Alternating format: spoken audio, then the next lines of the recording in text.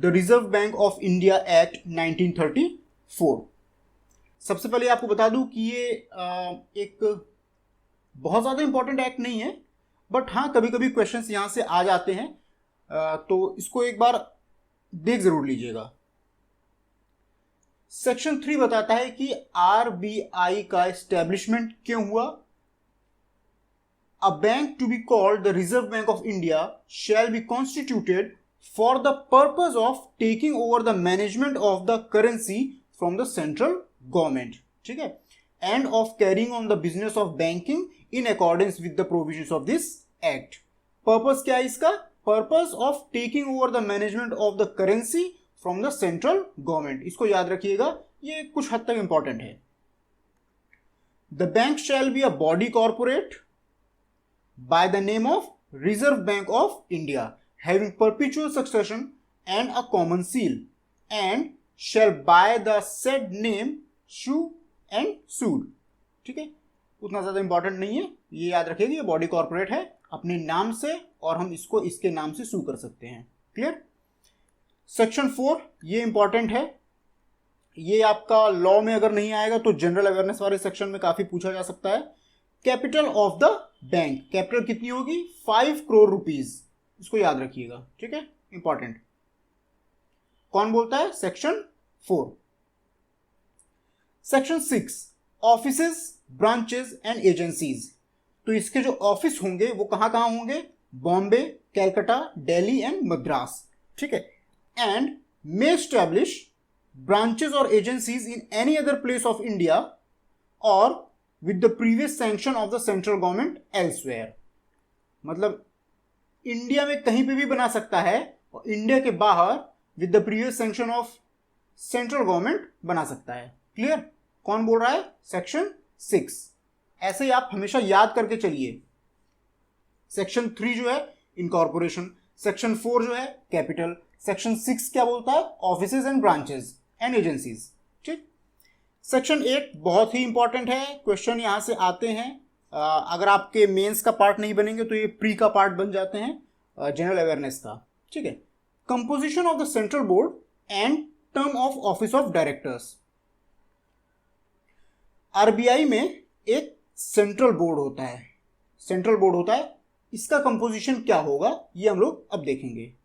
First एक governor होगा, a governor and, ध्यान दीजिएगा एंड है, not more than 4 deputy governors to be appointed by the central government। इस टर्म को ध्यान रखिएगा, कई बार फंसाने के लिए पूछ लेता है अपॉइंटेड या नॉमिनेटेड, तो याद रखिएगा अपॉइंटेड। गवर्नर और डेप्यूटी गवर्नर जो हैं वो अपॉइंटेड बाय सेंट्रल गवर्नमेंट होंगे। Next 4 directors to be nominated by the central government, 1 from each of the 4 local boards. Local board जो है ये हम लोग सेक्शन 9 में देखेंगे, ठीक है। तो हर एक लोकल बोर्ड से एक डायरेक्टर होगा, मतलब कि टोटल 4 लोकल बोर्ड्स हैं तो total 4 directors nominated, to be nominated by central government, याद रखना। Next 10 directors to be nominated by the central government. And lastly और कौन? ओ यहां पे थोड़ी सी गलती हो गई है मेरे से, यहां पे 1 नहीं 2 होगा, ध्यान दीजिएगा। देखिए यही रीज़न होता है कि नोट्स में अगर थोड़ी बहुत कुछ गलतियां हो गई हैं तो वीडियो लेक्चर के थ्रू क्लियर हो जाएगा। ये 1 नहीं ये 2 हो गया, पहले 1 ही था लेकिन बाद में ये 2012 में 2 गवर्नमेंट ऑफिशियल्स कर दिए गए हैं, ठीक है। 2 government officials to be nominated by the central government, इसको याद रखिएगा। 2 इसको अपने नोट्स में भी करेक्शन कर लीजिएगा, यहां पे होगा 8(1)(d) में 2 गवर्नमेंट ऑफिशियल्स, ठीक है। टोटल नंबर होता है वो हो गया है अब 21, ठीक। मतलब कि एक आपका गवर्नर हो गया, 4 डेप्यूटी गवर्नर हो गए, 4 लोकल बोर्ड से डायरेक्टर हो गए, 10 डायरेक्टर्स हो गए डिफरेंट फील्ड से, और यहां पर 2 गवर्नमेंट ऑफिशियल्स, 10 2 12 4 16 4 20 और 1 21, टोटल 21 मेंबर्स हो गए कहां? सेंट्रल बोर्ड में, ठीक है। अब आगे देखिए, the governor and a deputy governor shall hold office for such term not exceeding 5 years as the central government may fix when appointing them. ठीक है, and shall be eligible for reappointment. ठीक है, तो गवर्नर एंड डेप्यूटी गवर्नर 5 साल के लिए term hold करेंगे और एलिजिबल हैं रीअपॉइंटमेंट के लिए. ठीक है. A director nominated under clause C shall hold office for a period of 4 years and shall be eligible for reappointment. Clause C में कौन है? जो 10 डायरेक्टर्स हैं. ठीक. Provided that any such director shall not be appointed for more than 2 terms. ठीक है, इसको याद रखिएगा. A director nominated under clause D, ये जो गवर्नमेंट ऑफिशियल्स हैं, shall hold office during the pleasure of the central government. ठीक है, तो ये हमारा सेक्शन 8 कवर हो गया, जो कि बोलता है composition of central board and terms of directors. Section 9 अब देखते हैं, जो कि लोकल बोर्ड की बात करता है. Local boards, their constitution and functions. A local board shall be constituted for each of the 4 areas and shall consist of 5 members to be appointed by the central government to represent territorial and economic interests and the interests of cooperative and indigenous banks. Clear? हर एक board में कितने members होंगे? 5 members. कौन appoint करेगा? Central government. अच्छा, ध्यान दीजिएगा, जो सेंट्रल बोर्ड है वो भी सेंट्रल गवर्नमेंट ही अपॉइंट करती है. ठीक. The members of the local board shall elect from amongst themselves one person to be the chairman of the board. Every member of the local board shall hold office for a term of 4 years and shall be eligible for reappointment. ठीक है. और कौन है जो कि 4 year तक का office hold करता है? वो है आपके 10 डायरेक्टर्स, जो कि 8(1)(c) में अपॉइंट किए जाते हैं. क्लियर? ऐसे ही जब आप लिंक करके एक दूसरे सेक्शंस को याद करेंगे ना, तो थोड़ा सा इंटरेस्टिंग भी हो जाएगा और ऐसे याद भी रहेगा.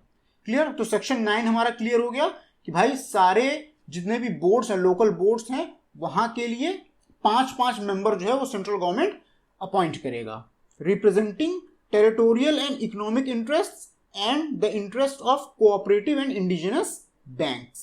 क्लियर? सेक्शन ज्यादा इंपॉर्टेंट है, इसको याद रखिएगा. और ये भी याद रखिएगा कि ये लोग आपस में से ही किसी एक को चेयरपर्सन अपॉइंट कर देंगे और ये जो लोकल बोर्ड के मेंबर हैं ये 4 years के लिए ऑफिस होल्ड करेंगे and shall be eligible for reappointment. Clear? Section 13 very important. Meeting of the central board कितनी बार होगी साल में? देखो, साल में तो 1, 2, 3, 4, ये 4 क्वार्टर होते हैं. तो पूरे साल में सेंट्रल बोर्ड जो है वो 6 times, एटलीस्ट 6 times मीट करेगा एंड 1 in each क्वार्टर. ठीक है, मतलब एक बार तो एटलीस्ट एक क्वार्टर में मिलना ही होगा. बाकी जो 2 बच रहा है, मिनिमम जो 2 बच रहा है, वो कभी भी हो सकता है. Clear? Section 13. Next, section 20. Obligation of the bank to transact government business. बहुत ज्यादा डिटेल में जानने की जरूरत नहीं है. सेक्शन की जो हेडलाइन है उसी से समझ में आ रहा है कि जो बैंक है, जो आरबीआई है, वो गवर्नमेंट के बिहाफ में ट्रांजैक्शंस करेगा. क्लियर? कौन बोलता है? सेक्शन 20. सेक्शन जो है वो इंपॉर्टेंट है, अंदर क्या है वो इंपॉर्टेंट नहीं है, लेकिन एक बार हम लोग देख लेते हैं. The bank shall undertake to accept monies for account of the central government and to make payments up to the amount standing to the credit of its account and to carry out its exchange, remittance and other banking operations including the management of the public debt of the union. Next, section 21. Bank to have the right to transact government business in India. RBI के पास right होगा government business में transact करने का. Section important है. Again अंदर क्या है वो बहुत ज्यादा इंपॉर्टेंट नहीं है, एक बार बस देख लेते हैं हम लोग. The central government shall entrust the bank on such conditions as may be agreed upon with all its money. remittance, exchange and banking transactions in India, and in particular shall deposit free of interest all its cash balance with the bank. RBI में central government जो है वो अपना पूरा का पूरा money जो है वो डिपॉजिट करेगा और इसमें इसको इंटरेस्ट नहीं मिलेगा. Clear? The central government shall entrust the bank on such conditions as may be agreed upon with the management of the public debt and with the issue of any new loans. In the event of any failure to reach agreement on the conditions referred to in this section, the central government shall decide what the conditions shall be. अगर RBI और central government के बीच में कोई agreement नहीं बन पा रहा है तो उस कंडीशन में सेंट्रल गवर्नमेंट जो बोलेगी वो फिर फॉलो होगा. Any agreement made under this section shall be laid before parliament. Clear? Normal सा है, बहुत ज्यादा इंपॉर्टेंट नहीं है सेक्शन, लेकिन जाने रखिए कि किस सेक्शन में क्या बोला गया है. ठीक. सेक्शन 21A इंपॉर्टेंट है ये. Bank to transact government business of states on agreement. अभी तक हम लोग सेंट्रल गवर्नमेंट देख रहे थे. Section 20 and 21. 21A जो है वो स्टेट गवर्नमेंट की बात कर रहा है. क्लियर? द बैंक में by agreement with the government of any state undertake, same चीज जो कि सेंट्रल गवर्नमेंट के लिए कर रहा था, all its money, remittance, exchange and banking transactions in India, including in particular the deposit free of interest of all it's cash balance with the bank, and the management of the public debt and the issue of any new loans by the state.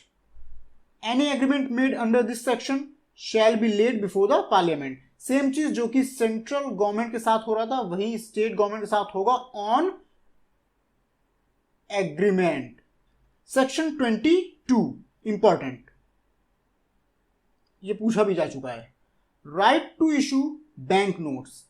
The bank मतलब RBI shall have the sole right to issue bank notes in India and may, for a period which shall be fixed by the central government on the recommendation of the central board, issue currency notes of the government of India supplied to it by the central government. ठीक है? तो जो sole right to issue bank notes है वो किसके पास है? RBI के पास है. इंपॉर्टेंट है, पूछा भी जा चुका है ये. किस फॉर्म में पूछा था ये? ऐसा एक क्वेश्चन आया था कि sole right to issue bank notes किसके पास है? आरबीआई के पास. सेक्शन 24 इंपॉर्टेंट है, खास करके जनरल अवेयरनेस का सेक्शन जो आता है उसमें काफी इंपॉर्टेंट होता है. Denominations of notes. Bank notes shall be of the denominational value to 2 rupees, 5 rupees, 10 rupees, 20 rupees, 50 rupees, 100 rupees, 500 rupees, 1000 rupees, 5000 rupees and 10,000 rupees, or of such other denominational values not exceeding 10,000 rupees as the central government may on the recommendation of the central board specify in this behalf. इसका मतलब जो 2000 रुपए का note है वो central government ने on the recommendation of the central board launch किया है. Clear? The central government may, on the recommendation of the central board, direct the non-issue or the discontinuance of issue of bank notes of such denominational value as it may specify in this behalf. तो आपको पता चल गया होगा जो 1000 रुपये का जो नोट था वो कैसे डिसकंटिन्यू हुआ on the recommendation of central board. Next, section 28A, issue of special bank notes and special 1 rupee notes in certain cases.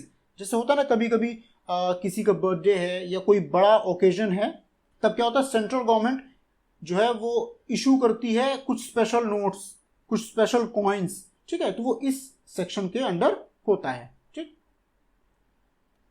Section 29, bank exempt from stamp duty on bank notes. The bank shall not be liable to the payment of any stamp duty under the Indian Stamp Act 1899 in respect of bank notes issued by it. ठीक, बहुत ज़्यादा important नहीं है लेकिन एक बार थोड़ा सा आपको पता होना चाहिए ये चीज़ें. ये काफ़ी इंपॉर्टेंट है, इसको इंपॉर्टेंट मार्क करिए. Section 42 cash reserves of scheduled banks to be kept with the bank.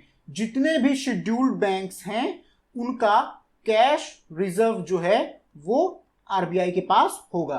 अभी जब हम लोग बैंकिंग रेगुलेशन एक्ट पढ़ेंगे उस पर हम लोग देखेंगे किस बैंक को कितना कैश रिजर्व रखना जरूरी है। ठीक, next section 45 IC. Section 45 IC, इसको भी इंपॉर्टेंट मार्क कर लीजिए। जितनी भी एनबीएफसी हैं, नॉन बैंकिंग फाइनेंशियल कंपनी है जितनी भी, shall create a reserve fund the transfer therein a sum not less than 20% of its net profit every year as disclosed in the profit and loss account and before any dividend is declared. जितनी भी NBFC हैं उनको 20% of net profit अपना इस reserve fund में डालना होगा। Clear, every year. Section 45ZA, ये इंपॉर्टेंट है क्योंकि अभी रिसेंट में जो इन्फ्लेशन वगैरह रिपोर्ट वगैरह पब्लिश हुई है, चांसेस है कि ये पूछा जा सकता है। Inflation target. The central government shell in consultation with the bank RBI determine the inflation target in terms of the consumer price index once in every 5 year। ये काफी इंपॉर्टेंट हो जाता है टर्म, इसको याद रखना। ठीक है, कौन सा सेक्शन? सेक्शन 45ZA, ये भी बहुत इंपॉर्टेंट है। सेक्शन 45ZB क्या बोलता है? Constitution of monetary policy committee MPC। The central government में by notification official gazette constitute a committee to be called the Monetary Policy Committee of the bank. The Monetary Policy Committee shall consist of the following members, namely, कौन कौन होगा?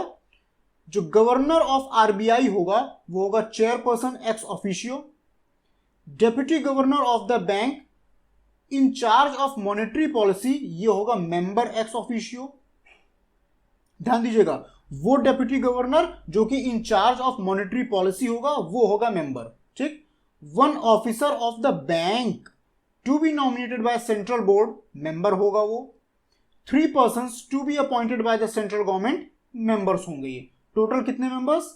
1 2 3 and 3 6, total 6 members होंगे। The monetary policy committee shall determine the policy rate required to achieve the inflation target. The decision of the monetary policy committee shall be binding on the bank। ठीक है, तो ये important 45ZB, ये section जो है बहुत ज्यादा important है, इसको याद रखिएगा। टोटल 6 मेंबर्स होते हैं। एक होगा आपका गवर्नर जो कि चेयरमैन होगा, चेयरपर्सन होगा। एक deputy governor in charge of monetary policy, ये मेंबर होगा। एक ऑफिसर ऑफ द बैंक, ये मेंबर होगा। और 3 person appointed by the central government, ये मेंबर्स होंगे। Total 6 members. ठीक, section 45ZM monetary policy report. The bank shall once in every 6 months publish a document to be called the monetary policy report। Clear? Once in every 6 months। Section 49 publication of bank rate।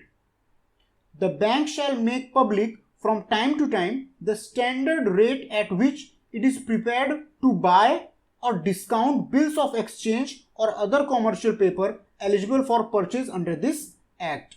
अगर आपसे कोई पूछ ले कि भाई bank rate जो है वो आरबीआई किस सेक्शन के अंडर डिसाइड करता है? सेक्शन 49। और कैश रिजर्व किस में है? सेक्शन 42। ठीक है, इन सब चीजों को याद रखिएगा। तो इतना ही इंपॉर्टेंट है सिर्फ आरबीआई एक्ट में। चीजें तो बहुत ढेर सारी हैं, लेकिन इतना पढ़ने से आपका काम हो जाएगा। बहुत ज्यादा क्वेश्चंस यहां से नहीं आते हैं। तो आज की वीडियो में सिर्फ इतना ही। मिलेंगे आपसे नेक्स्ट वीडियो में। Until then, good bye.